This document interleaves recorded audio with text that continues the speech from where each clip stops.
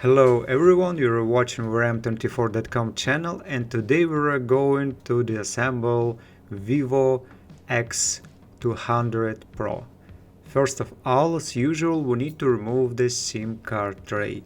To do this, we use a SIM eject tool. Insert it into the hole, push the tray out, and set it aside. After that, we need to heat the surface of the back cover to a temperature of about 70 degrees Celsius or 160 degrees Fahrenheit. We are using a heating mat for this, but you can also use a hair dryer. And after approximately 10 minutes, we can move on to removing or separating the back cover. For this, we use a thin but strong plastic film. We insert it into the gap between the back cover and the mid-frame and carefully slide it along the edge, cutting through that adhesive layer. Please note that the back cover is additionally glued around the camera area. So at some point we can carefully open the back cover. Next, we need to cover the camera lenses. Please note that we apply the protective film not onto the lenses themselves, but onto the rim around them. After that, we move on to removing the screws. We can use a magnetizer if the screws are difficult to remove. To remove the screws, we use a 1.5 mm Phillips screwdriver or a Phillips #30.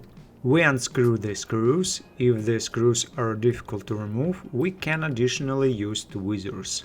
It is important not to miss any screws. As we can see, some screws are located in specific places around the cameras and are deeply recessed, so we need to carefully unscrew and remove them.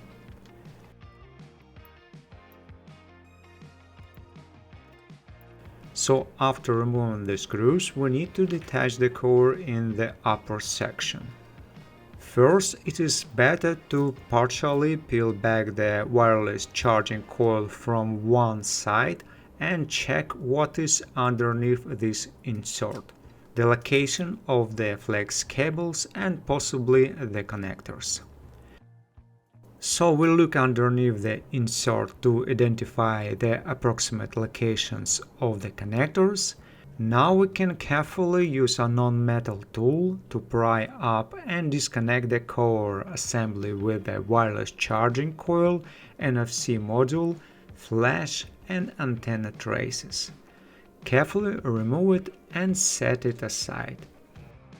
After that, we use a non-metal tool to disconnect the battery connectors. We need to check how many connectors there are and where they are located. And yes, sometimes the connectors are also located in the lower section. So we have two battery connectors, we disconnect them and then move on to the lower section. In the lower section, we also need to remove the screws. It looks like all the screws are the same, but it is still better to keep them separate from the previous ones, since screws do not always fit properly into the round holes. And now we can disconnect the cover, most likely together with a loudspeaker assembly. Carefully pry it up in the correct place, try lifting it and remove the cover.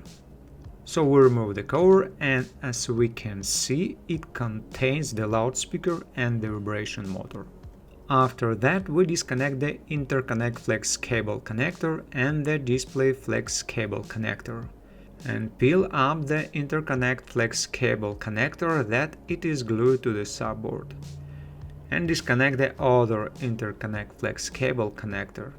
And we can carefully disconnect the coaxial cable connector and bend the cable aside so it doesn't get in the way. Now we can finally disconnect the subboard, carefully remove it and examine the layout of the components and where everything is located. We need to find where the microphone is located.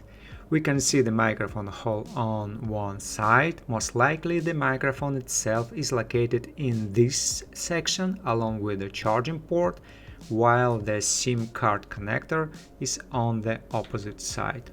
And now our traditional quick microphone opening test. The microphone opening is located in the display frame and has an L-shaped design.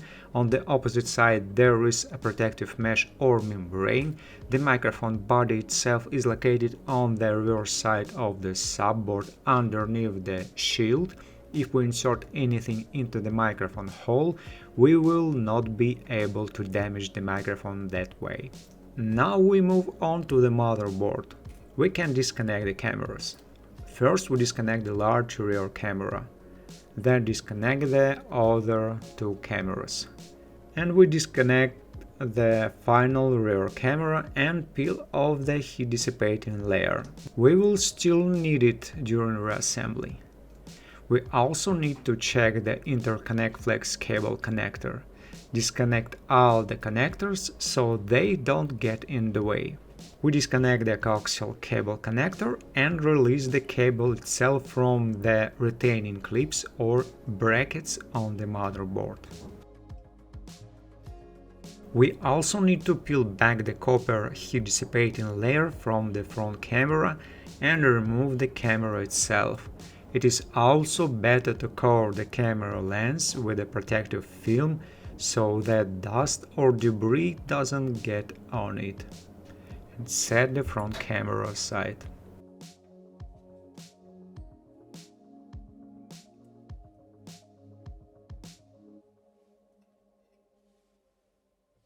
And now we need to remove one screw that secures the motherboard. The same 1.5mm Phillips screwdriver, Phillips #30, is used here, and the screw itself is gold colored. We remove the screw with tweezers because it is difficult to reach, and set it aside. And now nothing is stopping us from disconnecting the motherboard. Carefully pry it up by the edge in the correct place and lift it. Move all the flex cables out of the way so they don't interfere.